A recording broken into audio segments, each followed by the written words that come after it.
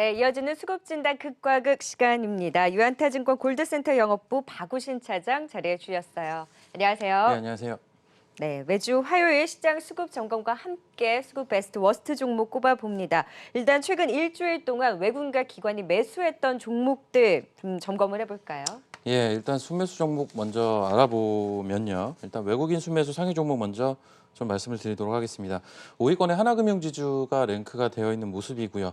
4위에는 카카오, 3위에 KMW, 2위에 삼성전기, 삼성전자를 가장 많이 매수를 했습니다. 그리고 기관 같은 경우는 5위에 삼성전기, 4위에 현대모비스, 그다음 삼성전자, 현대차, SK하이닉스 순으로 순매수 금액을 좀 늘리는 모습인데요. 일단 전형적인 그 거래소 시가총액 1, 2위죠. 삼성전자와 SK하이닉스에 대한 매수세가 좀 눈에 띄었다라고 보시면 되겠고, 그밖에 역시 이제 IT 대형주인 삼성전기에 대한 부분들도 공통적으로 외국인과 기관이 같이 가져간. 일단 이번 주 같은 경우는 외국인과 기관이 전반적으로 그 수급의 궤 자체를 좀 같이 한 주였다라고 보시면 되겠고요. 아무래도 이제 코스닥보다는 거래소에 속해 있는, 특히나 이제 시가총액에 영향을 많이 주는 상위권 종목들에 대한 매수세가 강했던 그러한 한 주였다라고 보셔야 될 것 같습니다. 네, 그러면 수급 안에서 외국인과 기관의 흐름을 봤을 때 베스트 종목 어떤 종목이 이번 주는 꼽혔을까요? 뭐 당연히 이제 순위권에서 고르자면 삼성전기나 삼성 뭐 전자나 이런 그렇죠. 종목들을 골라야겠지만 좀 재미없잖아요. 워낙 대형주다 보니까. 그래서 일단은 순위권 밖에 있는 코스닥 종목을 가지고 나왔고요. 네. 동진세미캠이란 아, 종목을 좀 가지고 나왔는데, 오랜만에 물론 점검이 필요한 종목이에요. 그렇죠. 그리고 네. 삼성전자나 뭐 SK하이닉스 이런 쪽이랑도 좀 관련이 있는 기업이죠. 그래서 최근 한 주간 수급을 보시게 되면 꾸준하게 외국인과 기관이 매수를 해오는 그러한 모습들을 보여줬습니다. 특히나 오늘 같은 경우 지금 현재 시간 기준으로 외국인과 기관은 굉장히 강하게 외국인의 매수세가 20만 주가 넘는 그러한 그러네요. 수량들을 오늘 보여주고 있거든요. 그래서 실제 이제 주가의 움직임 자체도 뭐 한 주간 나쁘지 않았지만 금일 움직임이 굉장히 좀 의미가 있는 움직임이 나타나고 있다라고 보셔야 될 것 같습니다. 그래서 일단 이 종목을 수급 베스트 종목으로 가지고 나왔고요. 네.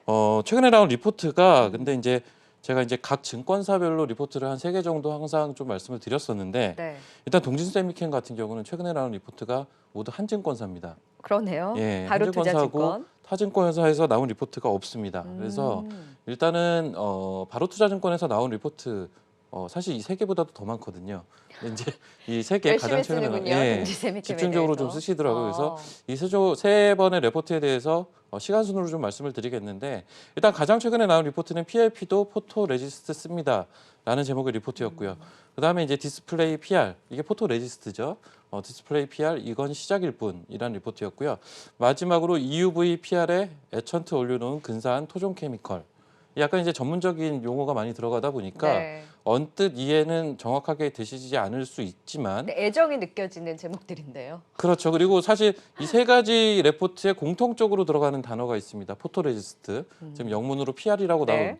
그러한 부분인데, 공통적으로 이 포토레지스트에 대한 어떻게 보면 향후의 성장성이라고 해야 되나요? 이 부분에 조금 더 점수를 주는 그러한 분위기라고 보시면 되겠고요. 근데 이제 사실 이 동진세미캠 같은 경우가 사실 이제 최근 들어서는 그 국산 소재 소재 부품에 네. 대해서 이제 국산화하는 부분, 이 부분에 대해서 한 달 전에 비해서는 좀 관심이 좀 많이 떨어져 있죠. 좀 흥분을 가라앉혔죠. 그렇죠. 이제 네. 관심 같은 경우가 좀 많이 떨어져 있는 상황인데, 한 걸음 뒤에서 놓고 보시면 사실 이 동진세미캠 같은 회사는 굉장히 메리트가 많은 게, 실적이 일단 좋다라는 게 큰 메리트입니다. 그래서 지금 일단 주가 자체가 16,000원대 움직여주고 있는데, 현재 주가 자체가 위치하고 있는 시가총액 같은 경우 지금 현재 예상되는 실적을 감안한다면 사실 비싸다고 볼 수가 없거든요. 그래서 지금 소재 부품에 이제 국산화 관련돼서 여러 가지 종목들이 언급이 됐었는데, 네. 실적만 놓고 본다면 가장 메리트가 있는 종목은 동진세미캠이라고 보시면 되겠고요. 그렇다면 이제 이 소재 관련돼서 추가적인 성장에 대한 부분들을 어떤 식으로 가져갈 수 있느냐를 논해 보자면, 사실 이제 앞서 나온 레포트들에서 대부분의 이제 내용들이 나오는데, 사실 이제 국내 기업들 중에는 이 포토 레지스트 생산 기업은 동진세미캠밖에 없습니다. 그래서 결국은 지금 일본에서 제재가 들어왔던 부분은 EUV용 포토 레지스트고요.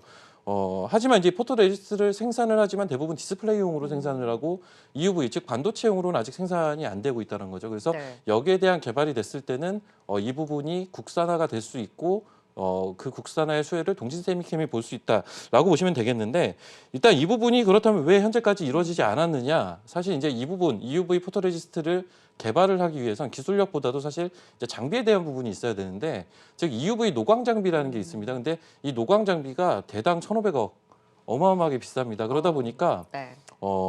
이 장비가 없어서 지금 개발을 못하는 거였거든요. 근데 이 장비를 가지려면 사실 이제 동진세미캠 정도의 회사가 아니라 그 윗단에 있는 조금 더 이제 덩치가 있는 그런 회사들이 좀 갖춰줘야 되는데 이 부분에 대해서 어느 정도는 진행되고 있다라는 소식입니다. 그래서 네.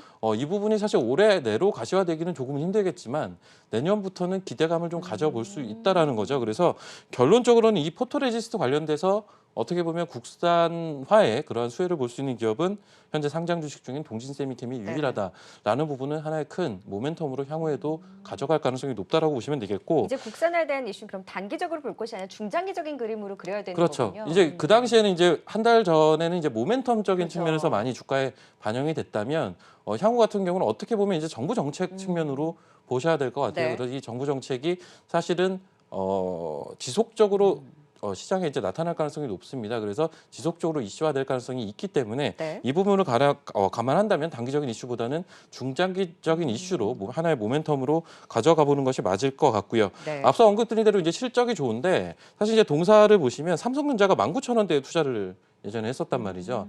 이러한 기업들이 몇 있죠. 뭐 AP 시스템이라든지 원희가 IPS라든지 예전에도 좀 있어 왔는데 삼성전자 밑단에 있는 그러한 기업들에 대해서 삼성전자가 지분을 확보하는 그러한 차원의 투자 차원의 그러한 지분 확보가 과거에도 종종 있어 왔는데 네.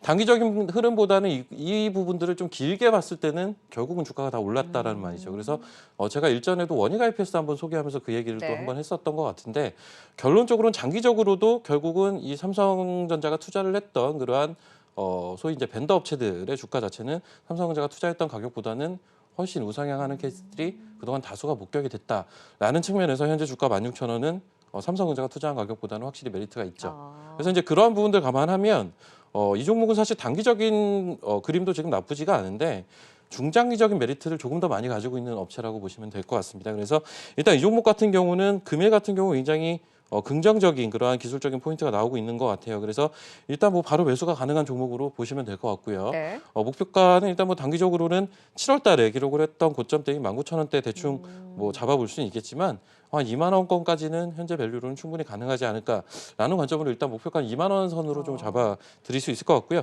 손절가 14,000원 잡고 대응을 하시면 뭐 무난하지 않을까라고 보고 있습니다. 사실 지금 2달 동안 16,000원 선을 상단으로 해서 박스권의 움직임을 보였잖아요. 예. 그런데 이제 삼성의 투자 이런 가격대를 생각을 했을 때는 조금 더 상승 여력이 있다. 지금 시점에서도 매수 관점 유효하고 목표가 2만 원까지 좀 제시를 해주셨습니다. 동진세미캠에 대해서는 수급 베스트 종목으로 살펴봤고요. 반대로 팔았던 종목들도 좀 점검을 해볼까요? 예, 일단 순매도 상위 종목 먼저 종목부터 말씀을 좀 드리겠습니다. 일단 외국인 순매도 상위 종목 5위권에 SK텔레콤, 4위에 휠라코리아, 3위에 현대차, 2위에 현대모비스, 셀트리온을 가장 많이 매도를 하는 모습이었고요. 네.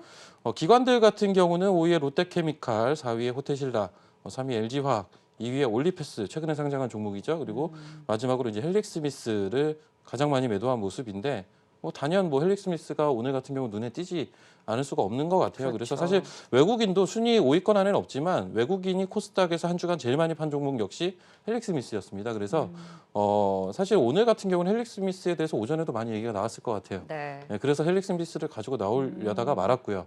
예, 그래서 일단은 이번 주 같은 경우는 단연코 헬릭스미스가 좀 눈에 띄었고요. 외국인들은 완성차 업체들에 대한 매도가 조금 눈에 띄었다. 그리고 기관들 같은 경우는 특정 섹터에 대한 집중적인 매도보다는 약간 분산 형태의 그러한 매도세가 각 섹터별로 일정 부분 발생을 했다라고 보셔야 될 것 같습니다. 네. 자, 그럼 수급 워스트 종목으로는 어떤 종목 좀 선별해 오셨을까요? 일단 IT에서 골랐고요.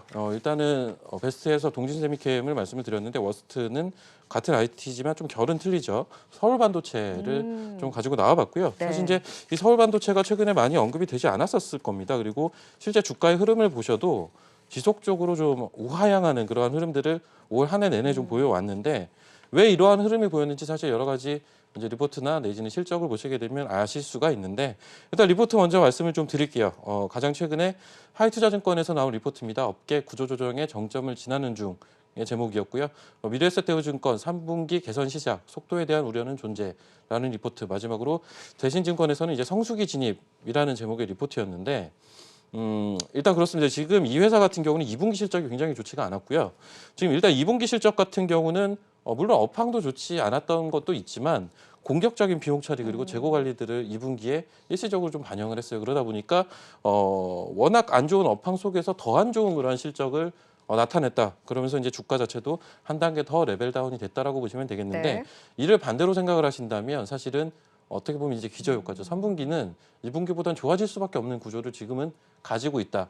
자, 앞서서 이제 속도에 대한 부분이 레포트에 좀 나왔는데 비슷한 거죠. 그러니까는 어느 정도나 좋아질지에 대한 부분이지 좋아질 것은 거의 확실하다라고 보시면 될 것 같아요. 그래서 2분기에 워낙 안 좋았다 보니까 거기에 따른 반사작용이라고 보시면 되겠는데 일단 3분기에 기대를 하고 있는 수치가 있습니다. 시장에서 기대를 하고 있는 수치가 있는데 일단 통상적으로 기업들이 실적이 지속적으로 안 좋아졌을 때 개인적으로는 미리 들어가는 것보다는 조금이라도 이제 나아진 시장의 기대치를 충족을 시켜주는 실적을 분기에서 발표를 해주는지 이 부분 확인하고 네. 접근을 하시는 게 저는 맞다라고 보고 있고요. 특히나 이제 이 서울반도체 같은 경우는 LCD 업체죠. 그러다 보니까 업황에 대한 부분도 굉장히 많이 타는 업체라고 보시면 되겠는데 이 LCD 업황 같은 경우는 글로벌리하게 지금 지속적으로 구조조정이 병행이 됐습니다. 그래서 비단 이제 국내 업체들뿐만이 아니라 국외 업체들까지 같이 놓고 보게 된다면 지금 숫자가 안 나오는 기업들이 대다수거든요. 네. 그러다 보니까 사실 서울반도체는 해당 섹터 내에서는 충분히 기술력을 보유하고 있음에도 불구하고 서울 반도체 역시 만만치가 않은 그러한 부분들을 현재 이제 보내고 있다라는 부분이죠. 그래서 어떻게 보면 업계 전체적인 구조조정의 마지막을 지금 보내고 있는 타이밍이라고도 볼 수는 있겠지만 앞서도 언급드린 대로 이 부분이 어느 정도 숫자로 확인되는 거를 최소한 분기 실적 단위로는 한번 확인을 해보셔야 되지 않을까라는 생각을 개인적으로 좀 가지고 있고 특히나 이제 이 경기에 대한 부분들도 지금 우리나라 성장률도 지속적으로 하향이 되고 있는데 이 경기에 대한 부분도 현재 이제 녹록치는 않습니다. 그래서 사실 업계 구조조정이 어느 정도 마무리가 되면서 바닥을 치더라도 경기가 또 그만큼 따라주지 못하면 이 나아지는 속도 자체가 시장의 기대치보다는 하회될 수밖에 없거든요. 그래서 이 부분에 대한 확인이 좀 필요하다로 정리를 해야 될 것 같아요. 그래서 네. 일단 이 종목 같은 경우는 지금 충분히 싸기는 싸지만 확인해야 될 부분들이 아직은 좀 있다라고 보셔야 될 것 같고요. 관망. 네. 즉 현재 시점에서는 관망이 일단 최선책일 것 같고요. 일단 이 종목에 대한 관심을 두는 시기는 언제냐? 3분기 실적을 최소한 확인을 해봐야 될 것 같아요. 그래서 한 11월 정도, 지금 이제 9월 말이죠. 한 11월 정도에 3분기 실적 확인하시면서 매수 시기를 네. 타진해 보셔야 되지 않을까라고 보고 있고 일단 3분기에 영업이익 기준으로 한 200억 정도가 나온다면 굉장히 매수에 이제 긍정적인 신호로 보시면 될 것 같아요. 그래서 한 200억 기준으로 그 부분은 달성을 하는지 못하는지 여부를 체크를 하시면서 그리고 거기에 더해진다면 이제 LCD 업황도 한번 더 체크를 하시면서 아직은 조금 더 기다려야 되지 않을까라고 말씀드리겠습니다. 네, 수급 워스트 종목 안에서 서울반도체는 3분기 실적 확인이 필요하다. 현 시점에서는 관망에 대한 전략까지 주셨습니다. 현재 이 시각 코스피 지수 2100선을 찍고 지금 2099선에서 움직이고 있네요. 장 마감으로 가면서 그래도 계속해서 상승의 힘을 가져가고 있습니다. 수급 진단 극과 극 도움 말씀 여기까지 듣도록 하죠. 유한타증권 박우신 차장과 함께했습니다. 말씀 고맙습니다. 네, 감사합니다.